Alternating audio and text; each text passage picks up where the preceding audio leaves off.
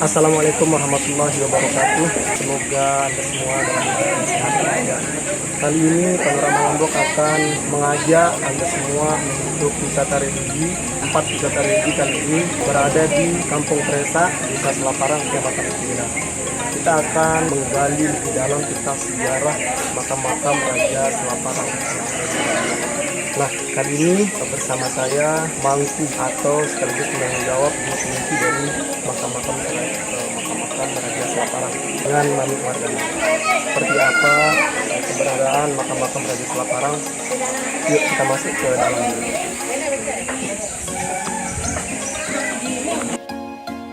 Di tengah yang paling tinggi, ya, ini adalah Raja Banjar dari Sulawesi. Ini raja, tepat pada pintu pertama masuk di makam ini adalah makam raja dari Minangkabau yang bersama dengan Raja Aceh, Jalaluddin Shah, utusan daripada raja. Ya. Ini makam dari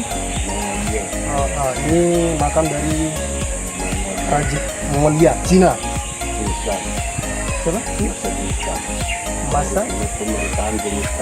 Masa pemerintahan Genghis Khan. Ya. Kemudian geser ke mungkin Banten. Ini Raja Banten. Nama beliau ini adalah makam Raja Banten. Dan yang kecil ini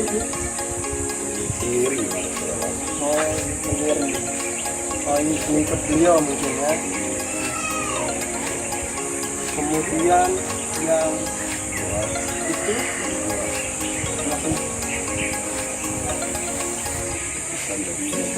ini adalah raja utusan dari Raja Buat. Kemudian yang di sebelah kanan itu Raja Borneo dari Sulawesi. Raja Borneo, ya. Itu Raja Borneo dari Sulawesi.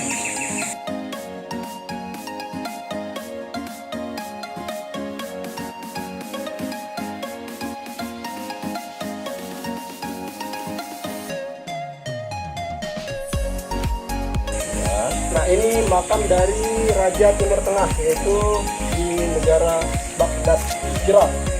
Namanya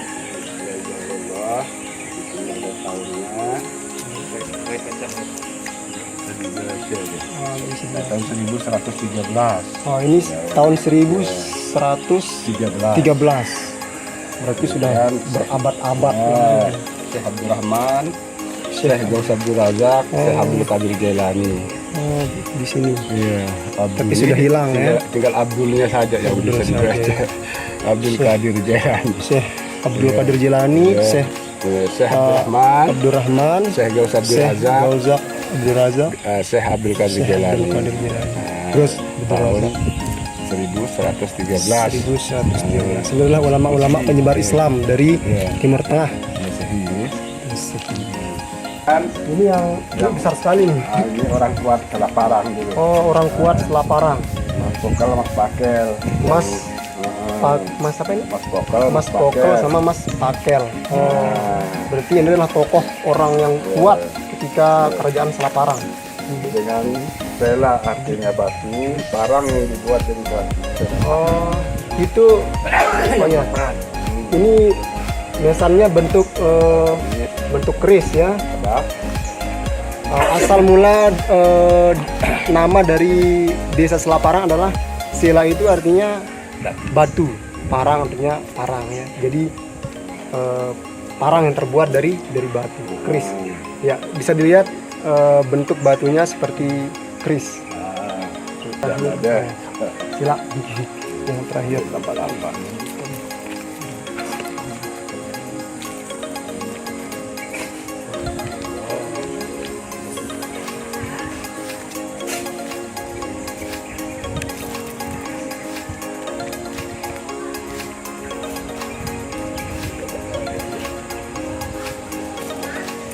Nah, ini yang terakhir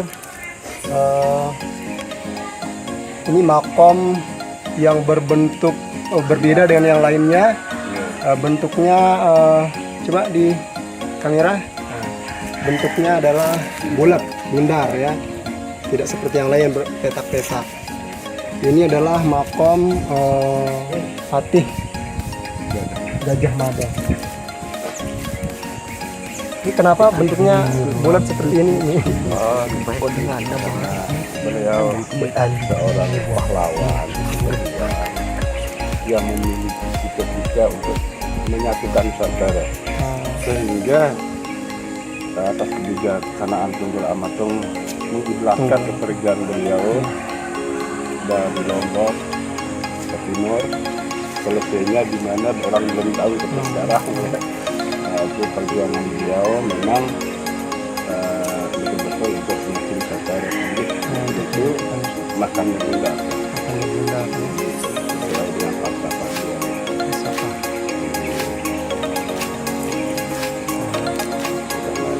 Jadi inilah makom Patih Gajah Mada atau tokoh kerajaan dari Majapahit. Kenapa bentuknya bundar? Karena sesuai dengan falsafah tujuan beliau bahwa menyatukan umat, menyatukan seluruh umat manusia di Nusantara, sehingga bentuknya bundar seperti ini supaya tidak terpecah belah begini. Menyatu Patih Gajah Mada, tokoh dari kerajaan Majapahit, bentuknya berbeda dengan yang lain karena ini bentuknya bulat.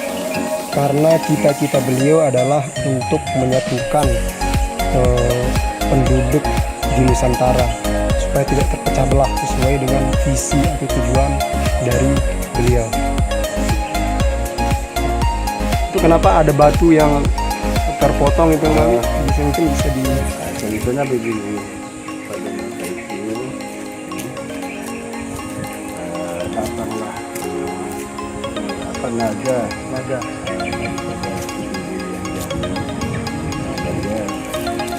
karena secara tiba-tiba datang, tidak pernah terbang dari Gajah Mada pas mengenai batu ketika itu cerita dari orang tua gajah, karena batunya pedang daripada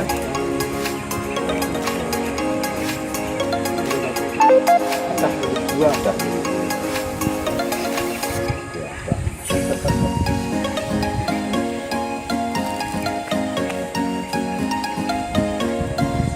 ini yang berkunjung ke tempat ini mungkin bukan hanya wisatawan lokal Mami, tapi dari luar negeri juga ya. Jadi pengunjung yang biasa datangnya dari luar, termasuk Sumatera, dari wilayah Palembang, Jambi, kemudian yang dari Pulau Jawa yang sering datang ke Selaparang yang berasal dari Banten, Serang, kemudian Jakarta, khasnya ya, kemudian Semarang.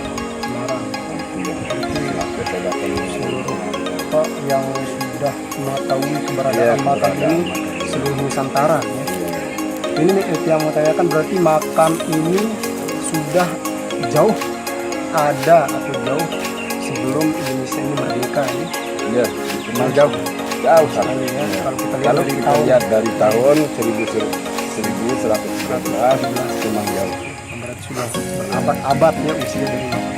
Ini yang mau saya tanyakan, bentuk makam ini dari temboknya, dari karikatur bangunan makam ini batu semua ya. Apakah tidak ada inisiatif dari pemerintah setempat atau memang tidak boleh diubah makam ini? Pada mulanya dulu penembok atau tembok daripada makam ini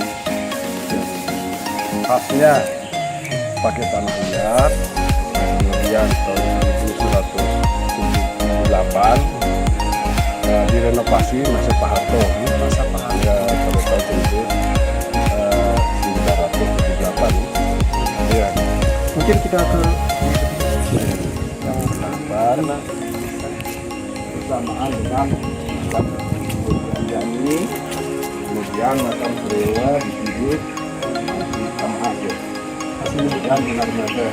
Oh, di Marmada. Ya, Taman Narmada. Itu dalam 1 tahun yang itu. Berarti ini bakal tetap bentuknya sampai tahun kapanpun ini tetap akan seperti ini ya. Iya. Untuk makam ini tidak boleh diubah. Nah, adapun masa perbaikan, tidak ada satu biji pun batu yang sifatnya pindah tempat atau dipindahkan. Di mana dia jatuh, di situ dia. Itulah. Jadi tidak ada yang Misalnya di semua tembok Ya. yang sekeliling di sini, kalau ada misalnya batu yang jatuh, ya, dia akan dikembalikan ke tempatnya. ya dinaikkan.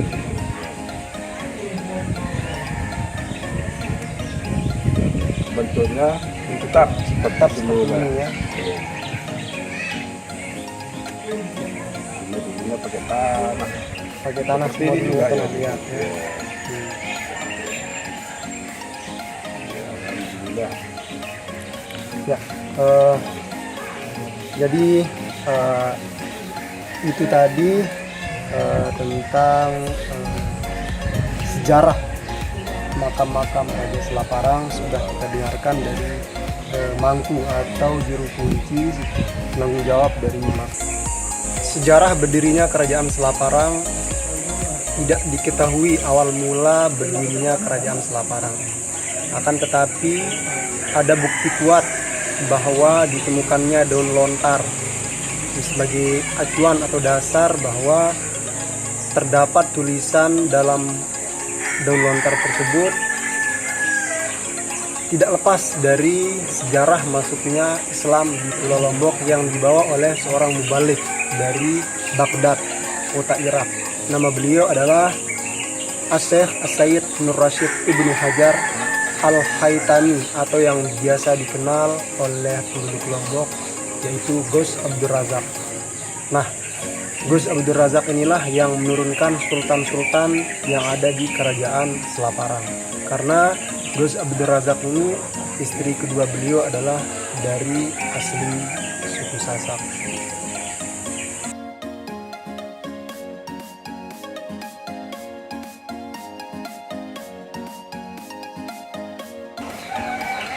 Ya, sampai di sini saya bisa menemani Anda dalam wisata religi kali ini.